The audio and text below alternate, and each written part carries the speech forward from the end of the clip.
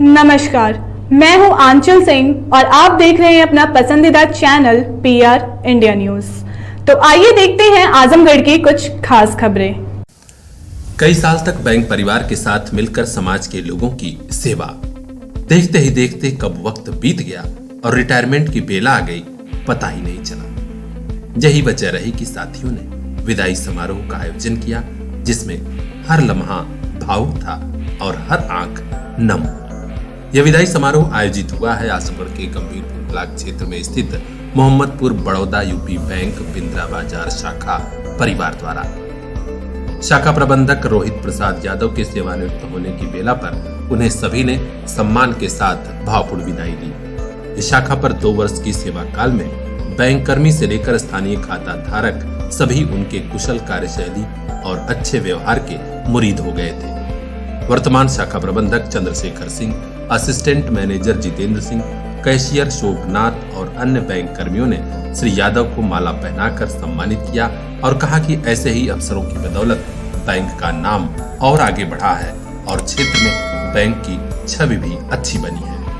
हम लोगों को भी उनसे खूब प्रेरणा मिली है और हम लोग भी ऐसे ही कार्यों को आगे करेंगे। विदाई समारोह में विजय यादव, अच्छे लाल, दिनेश, प्रमोद, विश्वकर्मा, राजेंद्र प्रसाद, पत्रकार, पूर्व प्रधान राम सेवक सहित बड़ी संख्या में क्षेत्र के संभ्रांत लोग शामिल हुए। हमारे ब्यूरो चीफ अजय कुमार की खास report, Mohammadpur, PR India news. गरीब और वनवासी बच्चों को शिक्षित बनाकर उन्हें आत्मनिर्भर और समाज की मुख्य धारा से जोड़ने का जो भगीरथ प्रयास आजमगढ़ ठेकमा ब्लॉक के पूर्व खंड शिक्षा अधिकारी श्री पीसी राम ने शुरू किया था, आज वह एक मॉडल का रूप ले चुका है। इसमें कुछ और लोग जुड़े और आज इसका भगीरथ प्रयास पूरी तरह देखने को मिल रहा है। आजमगढ़ के सराय मोहन बरदा सहित अन्य मानव संसाधन केंद्रों पर मुसहर और वनवासी बच्चों को प्रशिक्षण और शिक्षण दिया जा रहा है।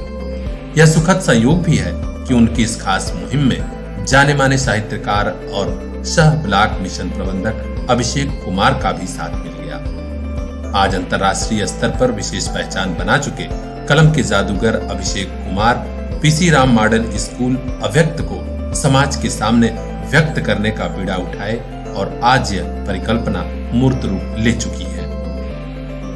इसका शानदार संकलन समाज के सामने है। हम आपको बता दें कि श्री पीसी राम इस समय मैनपुरी में तैनात हैं।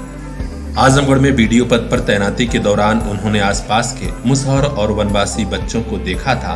वे ऐसे जगह रह रहे थे जहां उनका बचपन और जिंदगी पशुओं से बदतर ढंग से बीत रही थी। कोई ईंट भट्ठे पर बधुआ मजदूर बनकर काम कर रहा था तो कोई मछली पकड़कर अपना जीवन यापन, इतना ही नहीं कोई वन में पत्ता बीन रहा था। ऐसे बच्चों के लिए उन्होंने क्षेत्र में अपने सहयोग और कुछ अन्य लोगों के सहयोग से वीर बिरसा मुंडा के नाम पर मानव संसाधन केंद्र खोले, जहां कुशल शिक्षण और प्रशिक्षण इन बच्चों को मिलने लगा।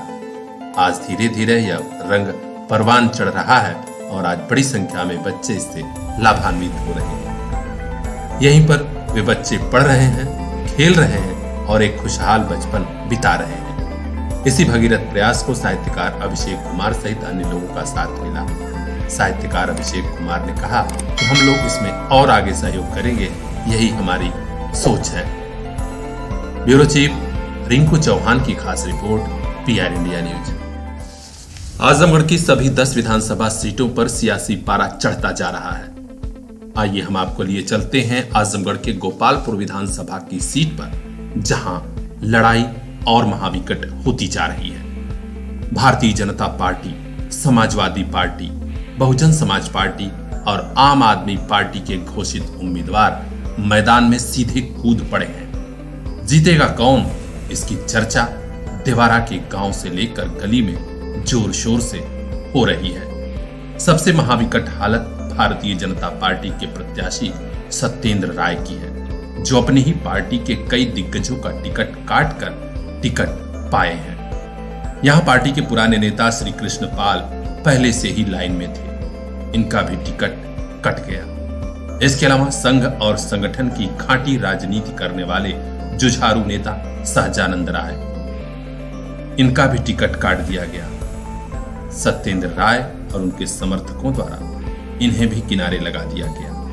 इतना ही नहीं, देवारा के गांव-गांव में, घर घर में अपनी खास पकड़ रखने वाले संघर्षशील नेता राधेश्याम सिंह गुड्डू भी पिछले 8 सालों से जनता की सेवा कर रहे हैं। देवारा में इनकी इतनी पकड़ है कि कई गांवों की जनता ने तो सीधा ऐलान कर दिया था कि राधेश्याम सिंह हमारे सुख दुख में काम आए हैं, हम उन्हीं को जिताएंगे। बावजूद इसके भारतीय जनता पार्टी के सर्वेयर नेताओं ने इनका टिकट काट दिया। अंत में सब पर भारी पड़े सत्येंद्र राय और उनको टिकट मिला। भाजपा के ही कुछ नेता कह रहे हैं कि बाहुबल और धनबल की बदौलत ही सत्येंद्र राय को टिकट मिला है। अब लड़ाई अपनों से भी उन्हें लड़नी होगी।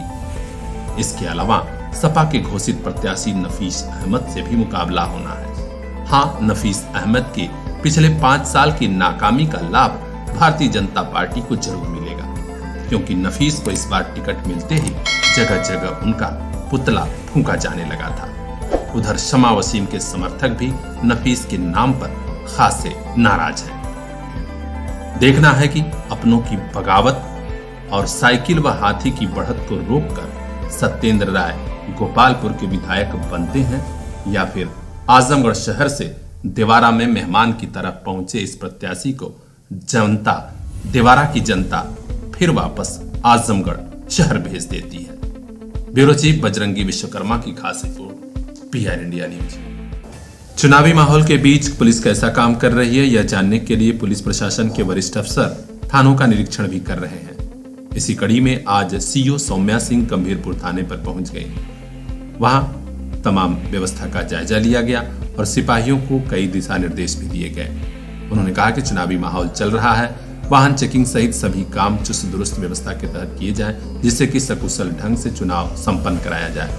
उन्होंने कहा कि हर बीट पर सिपाही से लेकर दरोगा विशेष ध्यान दे, जिससे कि आपराधिक घटनाएं न हो सकें। इस अवसर पर उन्होंने चुनाव से जुड़ी कई महत्वपूर्ण बातें भी पुलिसकर्मियों को बताई। ब्यूरो चीफ अजय कुमार की खास रिपोर्ट, पीआर इंडिया न्यूज।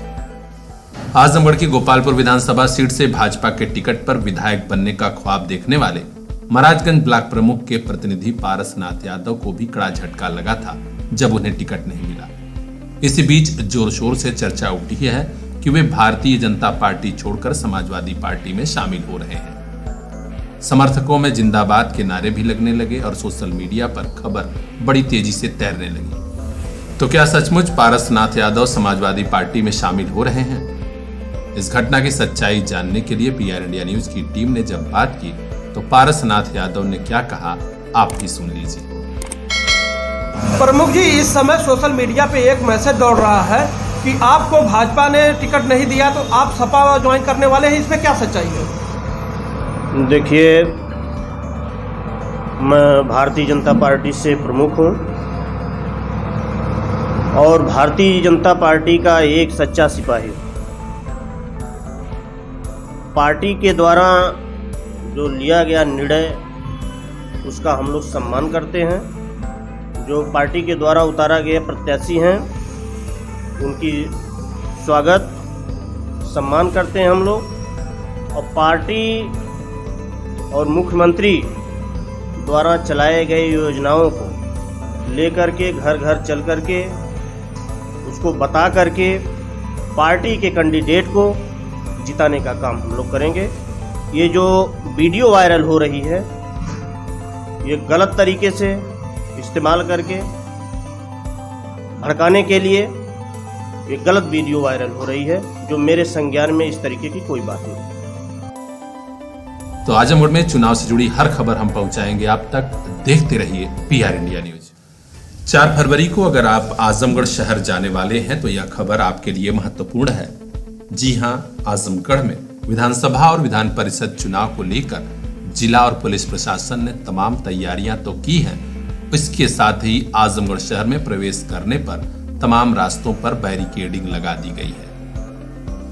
लोगों को परेशानी न हो इसके लिए आज ट्रैफिक पुलिस ने निर्देश जारी किया, जिसमें बताया गया है कि किस रास्ते से आपको होकर जाना है, तो आप डिटेल में इस खबर को जान लीजिए। बैरिकेडिंग की गई है सबसे पहले सिविल लाइन पंचदेव पेट्रोल पंप के पास।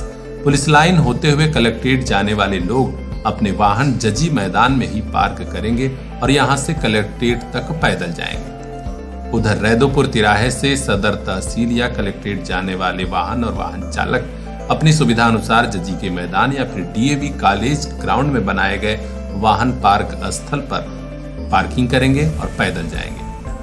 इसी कड़ी में अग्रसेन चौराहा से सिविल लाइन या पुलिस ऑफिस की तरफ जाने वाले वाहन भी अपने सुविधा अनुसार जजी के मैदान या डीएवी ग्राउंड में गाड़ी खड़ी करेंगे। गांधी तिराहे से पुलिस ऑफिस होते हुए कलेक्ट्रेट या तहसील सदर जाने वाले वाहन डीएवी कॉलेज में ही पार्किंग करेंगे।